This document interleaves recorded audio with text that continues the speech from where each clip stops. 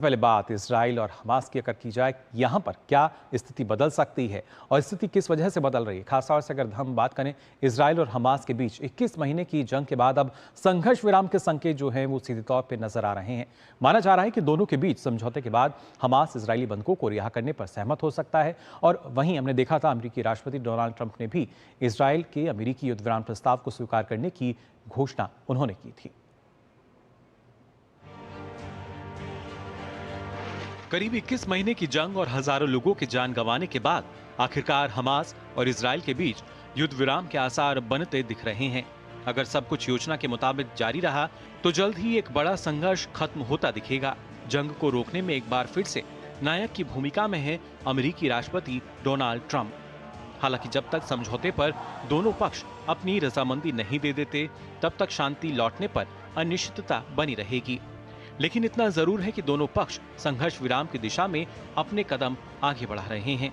Media reports और सूत्रों के हवाले से बताया जा रहा है कि युद्ध विराम समझौतों पर बातचीत के बाद हमास इजरायली बंधकों को रिहा करने जा रहा है, लेकिन इसके लिए सार्वजनिक समारोह आयोजित नहीं होगा। रिपोर्ट्स के अनुसार जिस प्रस्ताव पर हमास के साथ बातचीत की जा रही है उसमें फिलिस्तीनी कैदियों की रिहाई के बदले 10 जीवित बंधक और 18 मृत बंदियों के शवों को इजराइल को सौंपे जाने का जिक्र है। हमास इन बंधकों को 60 दिन के युद्ध विराम के दौरान 5 अलग अलग चरणों में रिहा करेगा। दरअसल 2 दिन पहले अमेरिकी राष्ट्रपति डोनाल्ड ट्रंप ने घोषणा की थी कि इजराइल ने अमेरिकी युद्ध विराम प्रस्ताव को स्वीकार कर लिया है।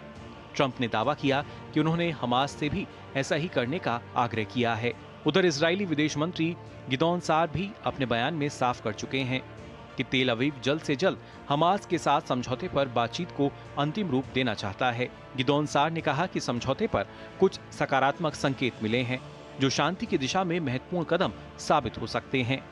दूसरी तरफ हमास ने भी अभी तक इस प्रस्ताव को मंजूर नहीं किया है, लेकिन उसने मध्यस्थों की ओर से लाए गए नए युद्ध विराम प्रस्ताव पर सकारात्मक रूप से विचार करने की बात कही है। हमास ने कहा है कि इसका उद्देश्य संघर्ष खत्म करने के लिए एक ऐसे समझौते पर पहुंचना है जो क्षेत्र में स्थायी शांति लाएगा। हालांकि हमास ने इस दौरान गाजा से इजरायली सेना की वापसी की गारंटी मांगी है। माना जा रहा है कि मिस्र और कतर की मध्यस्थता में इजराइल आंशिक रूप से गाजा से पीछे हटेगा और वहां मानवीय मदद जारी रखने का आश्वासन देगा। दूसरी तरफ इजराइल का कहना है कि युद्ध केवल हमास के आत्मसमर्पण, निरस्त्रीकरण और निर्वासन के साथ समाप्त होगा।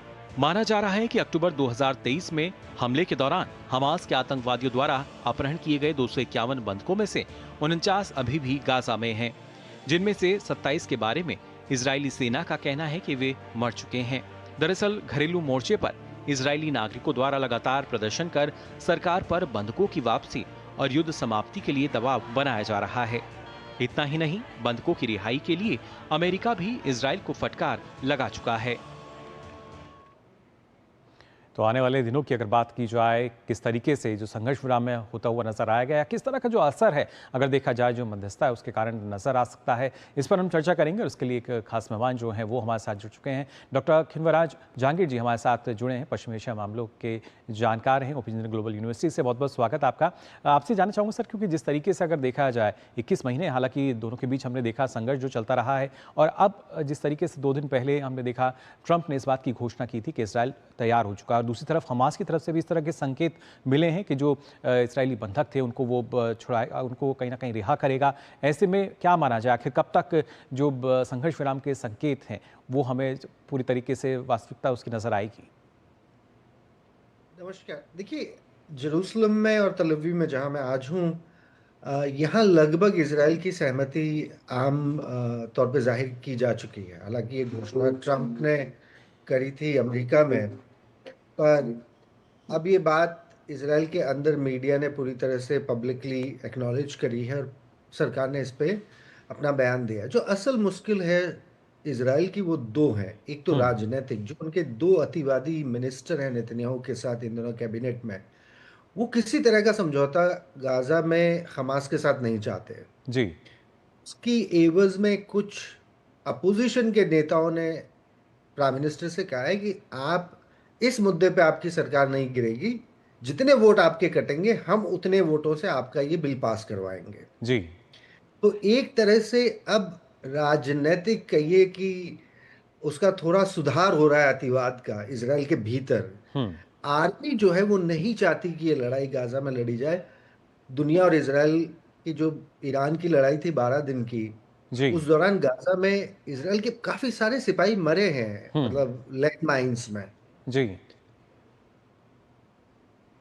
बिल्कुल, लेकिन इसके साथ-साथ अगर हम देखते हैं, क्योंकि जो परिस्थितियाँ अब फिलहाल बनती हुई नज़र आई हैं, हमने इससे पहले भी देखा था, कई बार ये प्रयास किया गया है कि कैसे दोनों के बीच जो मध्यस्थता है वो हो सकती है। मिस्र या कतर की हम बात करें, या जिस तरीके से अमेरिका जो है वो सीधे तौर पर इज़राइल से भी कह चुका है, और साथ ही साथ हमास को भी ये बात कही गई है कि अब और ज़्यादा जो संघर्ष है वो नहीं होना चाहिए।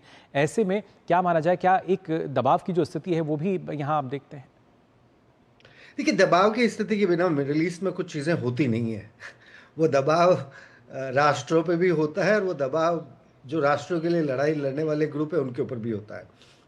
इसराइल की जो बड़ी लड़ाई थी ईरान के साथ, उसका बड़ा असर हमास की एक तरह से कहिए वजूद पे पड़ा है। उनका जो सबसे बड़ा हिमायती मुल्क था ईरान, हालांकि कतर भी है, पर अब कतर हमास को एक बात के लिए राजी कर चुका है, जो बात अब तक हमास ने हमेशा नकारी थी।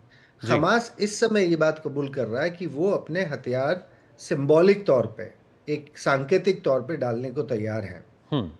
और ये 60 दिन की जो संधि होगी, समझौता होगा, ये इस लड़ाई को खत्म कर सकता है। तो एक तो ईरान वाला मुद्दा बहुत अहम है। जी। दूसरा सबसे बड़ा मुद्दा है डोनाल्ड ट्रंप का अरब देशों पर दबाव डालना। हुँ। देखिए, अगर आप देखें, अरब देशों ने पिछले 15 सालों में अमेरिका से एक चीज की बड़ी गर्ज करी है कि हमारी सिक्योरिटी ईरान के चलते कैसे होगी। जी। अमेरिका ने जब ईरान पे हमला किया, तो इसका सीधा एहसान तो इसराइल पे हुआ ही हुआ, पर उससे भी बड़ा एहसान गल्फ देशों पे हुआ कि चलिए अब ईरान वाला कांटा हमारे हाथे नहीं पड़ेगा। जी। तो मेरे ख्याल से ईरान के हमले के एवज में डोनाल्ड ट्रंप कतर और मिस्र और दूसरे देशों से इस काम के लिए ज्यादा मदद की मतलब मांग कर सकता है, और वो मदद मिल रही है। जी।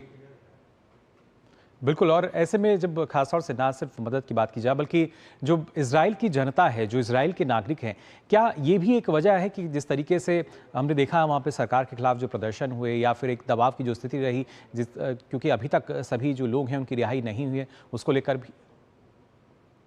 इसराइल के अंदर ये बड़ी दुखती रग है। हर शनिवार को मैं अभी कल एक मॉल में था, वहां एक दंपति खड़े थे एक फोटो लेके। जी। बहुत जगहों पे, बहुत सारी जगहों पे आपको बहुत मनुष्यत से लोग खड़े दिखते हैं, और कम से कम संख्या के हिसाब से ये जो विरोध है वो कमजोर पड़ गया है। हुँ। एक तो ईरान वाली लड़ाई की वजह से कम पड़ गया है, तो सर अगर हम माने कि नेतन्याहू पे क्या घरेलू दबाव था, जी। इसमें घरेलू दबाव बहुत कम लगता है। हुँ। जब आज से 8 महीने पहले लाखों लोग आते थे हर शनिवार को सड़कों पे, तब भी नेतन्याहू की कुर्सी और उनकी सरकार की किसी वजूद को मतलब धक्का नहीं लगा था, क्योंकि जी। ये जो कोलिशन है वो ऐसी मतलब अटूट वो नंबर में बंधा है कि उनको पब्लिक ओपिनियन का, क्योंकि उनको पता है कि जितने नंबर का हमारा सरकार का समर्थन है, वो पब्लिक ओपिनियन हमारे फेवर में है।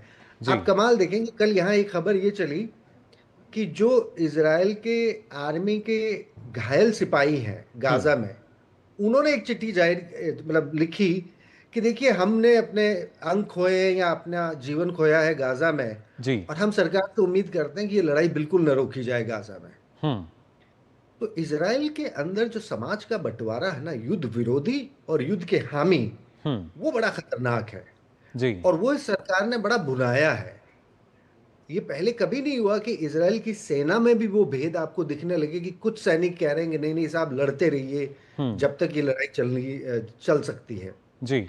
और एक खेमा ऐसा है जो कह रहा है नहीं, हम अपनी रिजर्व ड्यूटी पे नहीं जाएंगे, हम रिफ्यूज करेंगे अपनी हुँ। कंपलसरी सर्विस, हम इस लड़ाई के खिलाफ हैं। तो जो anti war and pro war, जो एक पॉलिटिकल रेडिकलाइजेशन है इस मुल्क में, जी। वो इस सरकार के लिए बड़ा मतलब सुखदाई रहा है, क्योंकि उनको झेलना नहीं पड़ा उतना पब्लिक प्रेशर जितना वो झेल सकते थे। हुँ। लेकिन क्या खिलराज जी आप भी मानते हैं, क्योंकि जिस तरीके से जो परिस्थितियां बनी हैं, फिर चाहे इजरायली सेना की हम बात करें, जैसा आपने कहा कि लगभग 2 धड़े जो हैं वो यहाँ अब नजर आते हैं, तो वैश्विक स्तर पर जो एक हम कह सकते हैं एक अलग भूमिका जो अब इजराइल की बनती हुई नजर आई है, क्या उसकी वजह से भी जो 2 धड़े हैं और ज़्यादा हम कह सकते हैं कि अलग अलग हो रहे हैं? देखिए, वैश्विक स्तर पे ना इजराइल की बड़ी हानि हुई है। हम्म। कई लोग जो एक तरह से कहिए कि डंडे वाली राजनीति या रियल पॉलिटिक्स जिसे कहता है, जैसे जी। नेतन्याहू है या डोनाल्ड ट्रंप है या पुतिन है, जो ये कहते हैं कि देखिए साहब, अंतर्राष्ट्रीय राजनीति में अच्छा बुरा कुछ नहीं होता, जिसके पास पावर होता है, जिसकी लाठी उसकी भैंस होती है। हम्म। भले ही दुनिया आपको नकारे, भले ही दुनिया आपको अच्छा बुरा कहे, इससे क्या फर्क पड़ता है। पर ये जी। जो भले ही दुनिया क्या कहे, ये राजनीति अंतर्राष्ट्रीय कूटनीति में काम नहीं आता। आप अभी देख लीजिए, हम्म। इजराइल के बाशिंदों का बहिष्कार होने लगा है अंतर्राष्ट्रीय एकेडमिक कम्युनिटीज में। जी। इजराइल के स्पोर्ट्स डेलीगेशंस का बॉयकॉट होने लगा है यूरोप के देशों में। हम्म। इजराइल का कूटनैतिक नुकसान इस लड़ाई से बहुत हुआ है। बिल्कुल देखना होगा, लेकिन अगर संघर्ष विराम होता है तो ये जो ये नुकसान है, क्या इसकी भरपाई होती है या नहीं? फिलहाल बहुत बहुत शुक्रिया आपका हमारे साथ जुड़ने के लिए, बहुत बहुत धन्यवाद। जी। तो जाना आपने किस तरीके से अगर बात की जाए इजरायल और हमास की क्या स्थिति बनी हुई है। फिलहाल हम यहाँ रुकने एक छोटे से ब्रेक के लिए, जल्द लौटते हैं। आप देखते रहिए डीडी न्यूज़।